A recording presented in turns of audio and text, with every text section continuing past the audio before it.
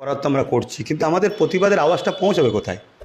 আচ্ছা, দেখলেন না, আপনি বললেন তো রাজ্যের সিএম নেমে গেছে, তার সেখানে আর আমাদের আন্দোলনে আওয়াজ পৌঁছবে কোথায়? আমরা বলবোটা কার কাছে? আমরা তো সিএমের কাছেই বলবো যে আপনার রাজ্যে এত বড় একটা অঘটন ঘটলো, আপনি বিচার করুন। তো তিনি রাস্তায় বলতে নেবে বিচার চাই বিচার চাই, তাহলে আন্দোলন কার কাছে যাবে? তবে হ্যাঁ, আমাদের সমাধান বন্ধ করতে গেলে রাজপথে প্রকাশ্য তাকে শাস্তি দেওয়া দরকার, যাতে করে উনি এমন কিছু আর্জি করে তথ্য উনি জেনে গিয়েছিলেন, সেটা যদি বাইরে প্রকাশ হয়ে যায়, বড় বড় ভেটকি মাছ বলেন, বোয়াল মাছ বলেন, বড় বড় সব মাথা হয়তো ধরা পড়ে যায়। কেন স্বাস্থ্য মাখন এর তো কোনো ভাষা নাই।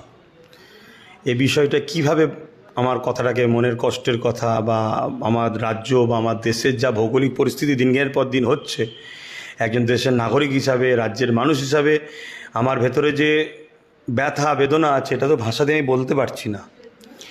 তবে আমি এতটুকু বলবো, এর জন্যে সম্পূর্ণ দোষ হচ্ছে যারা আইন